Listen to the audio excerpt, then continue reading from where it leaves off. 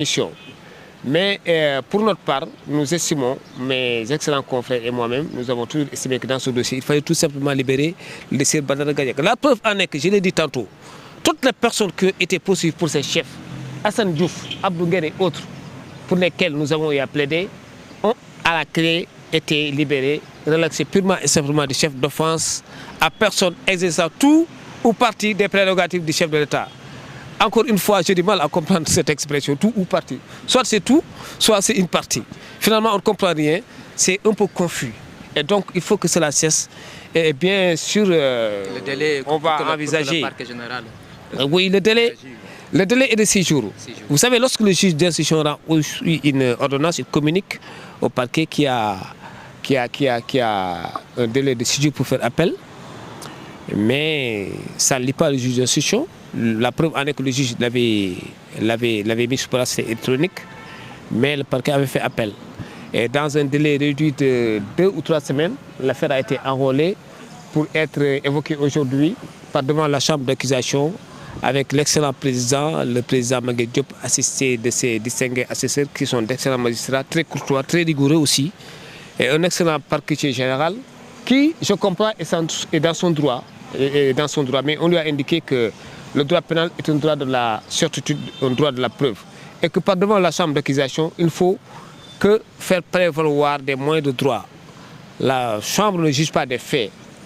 Elle statue sur le bien fondé de l'appel du parquet par rapport à la liberté provisoire que le juge, j'allais dire, au bracelet électronique, que le Sir Badara Gadiaga a eu à bénéficier de la part du juge d'instruction du 3e cabinet. Le résumé en wolof. waaw ci gàttal maa ngi déggal que ne léegi bi ñu paree chambre d'accusation président bi dafa ne day déggal juge d'instruction lu mu atte woon bu njëkk. lan la atte woon dafa ne day bàyyi Badara Gadiaga mais daf koy takkal lam bracelet électronique. mais procureur loolu neexu ko woon d'accord ci bon mun naa ne d'accord ci woon. La preuve en est que dafa def appel boobu nag moo pare ba ñu waroon ko atte tey te effectivement tey atte nañ ko maag avocat yi maître Baba Diop maître Soumaré maître Fall maître El Hadj Diouf maître Abdou Alassane Diallo et autres lañ doon plaider tey on a pris le contre-pied du procureur général moom dafa bañoon ba tëdd suuf ba ne carrément du nangu accepté wul d'accordul si li juge bi dogal.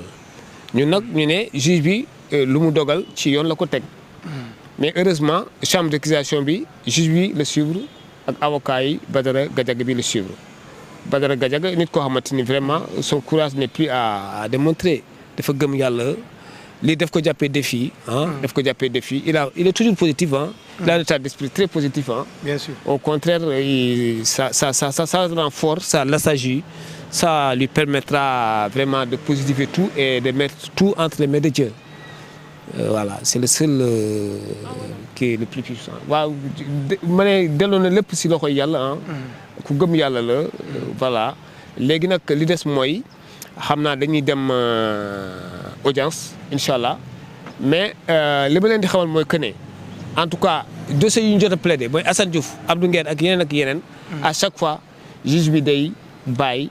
képp koo xam ne dañ koy toppee maanaam da nga yëkkati ay kaddu jëmale ko si ab jëwriñ boo xamante ni même pouvoir même doole la am que président de la république loolu amul si code pénal te constitution Sénégal prévoirul loolu moo tax juge yi aussi ñoom yoon la ñuy atte te yoon buñ ko doxaloon bu procureur tàddi woon affaire bi fu mu nekk nii kii Badara Gadiaga bàyyi nañ ko yàgg na appel procureur moo tax mu yexee nii mun na sax moom def pourvoi en cassation am na des 6 jours pour def en pourvoi mais yaakaaruma ko procureur ku am sens politique pénal ku xam droit la xam na ne prison yi fees na prison yi kayit yi ñoo fa war a dem ñuy jaay drogue ñuy def na ko sudul noonu ay viol yooyu mais pas.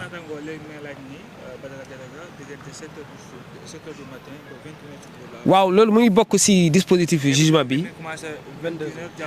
waaw loolu piège la rek pour dire que xam naa yow doo mën a assister cette émission mais de toutes les façons ñoom xamante nañu seen i biir xam nañu mën nañ def en sorte réorganiser de toutes les façons xool dañuy def ba mu mën a joxe xalaatam te koo xamante ni chroniqueur aussi parce que sànq aussi ci bi ñuy plaider aussi bon am na sax ku ne Badara Gadiaga amul BFM ma ne ko non bu leen wax loolu parce que aussi du ko am BFM rek moo am xam-xam.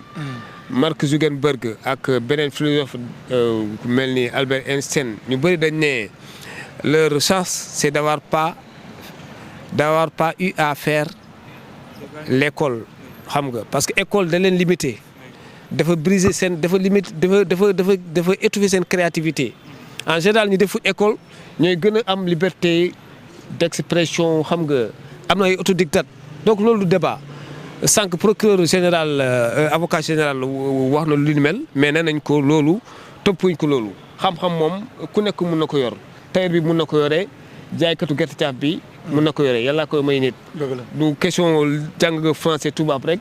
il faut aussi ñu bàyyi complexe boobu xam-xam du ci français kese mu ngi si alxuraan mu ngi si suñuy aada yi suñuy cosaan même si ni ñuy waxee ni mun naa foree xam-xam fii mun naa jàngee seen si lu bëri li ma jàng mooy que ne yéen vraiment vous avez été très patient parce que depuis ce matin yéen a ngi fii di xaar te li leen yitteel rek mooy ngeen informer population bi. te Badara Gadiaga journaliste le père de famille la sàccul. koo xamante ni dañuy vérifier ay comptes délégation judiciaire bi c'est devenu négatif 2 millions ça fekkul ko si est-ce que 2 millions wala 9.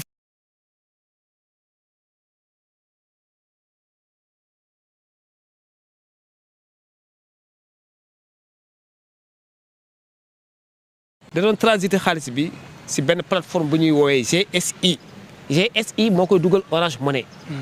mais loolu lu ci nekk fort heureusement parce que juge bi aussi. bu muy jël décision bi fa la sukkandiku ci délégation judiciaire bi délégation judiciaire indiwul dara loo xamante ni Badara Gadiaga dafa yore xaalis bu dul jeex non au contraire compte bi c'est devenu négatif donc vraiment Sénégal fu mu nekk nii soxluñu lii lépp ku indi mooy nit daal booy waxal loo xam wax lu rafet. En français si vous me permettez j'ai l'habitude de le dire à chaque fois qu'on lui donne Miguel que votre parole soit impeccable. parce que kaddu bu génnee souvent mun na indi yu bëri commencement ba fa la ñu war a xool lan la ñu wax au début lan moo topp Sénégal parce que ñu ngi nii si atmosphère boo xam ne c'est négatif c'est les ondes négatives sont en train de circuler dans ce pays bon les énergies devaient être canalisées ailleurs pas si yi ni mel.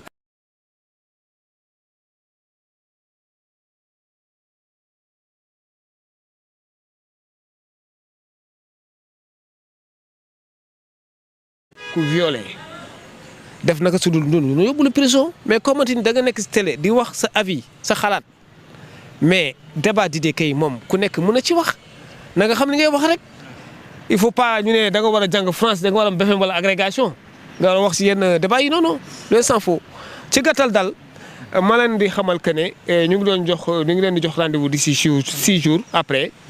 xool bu fekkente ne parquet général deful appel tey ñu ngi koy ñaan mu bañ a def appel. de toutes les façons Badara Gadiaga moom ñaanul dara il assume ce qu'il a eu à dire. il est constant dans sa démarche.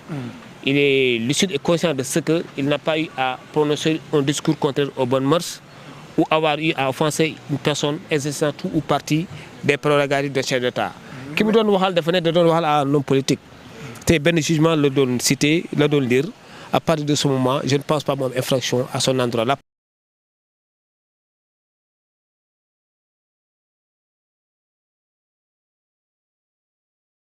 Badara Gadiaga ñi ngi fi woon depuis 7 heures ba depuis 6 heures du matin ba heure bi est-ce que tamit yaa ngi am yaakaar ci 6 jours yi wax dëgg yàlla war nañ ci mën a libérer Badara Gadiaga war a mën nga ñu waxaat tamit mën na jur leneen ndax yaa ngi ci am yaakaar comme ni Abdou Nguer rombé ni Assane Diouf rombé wax dëgg yàlla ñun am nañ yaakaar daal ci yow. justement am naa ci yaakaar am naa yaakaar aussi si juge yi def nañ seen liggéey déjà am naa yaakaar aussi si procureur. parce que maa ko wax sànq procureur fii dafa am sens politique pénal élevé dafa xam luy politique pénale parce que xam nga yóbbu ku ñu mettre prison dafay mel ni sax nga yóbbu toute une famille dans une prison. la preuve en est que sànq nee nga moom njabootam mu ngi woon fii. waaw depuis 6 heures. xam nga ñu bëri si ñoom lekkatuñu naanatuñu. sa mbokk bu nekkee prison rek dafay mel ni yow yaa ngi prison. dëgg la donc nañu xoolaat bu baax ni ñuy yóbbee ñi kaso moo tax ma ne il faut que juge de la liberté et de la détention mën a am. que chambre d'accusation bu décider aussi même parquet bu defee pourvoi war na mën a suspendre décision chambre d'accusation boobu noonu. Pour loolu nag aussi il faut que ñu changer disposition code pénal bi ak code de procédure pénale bi.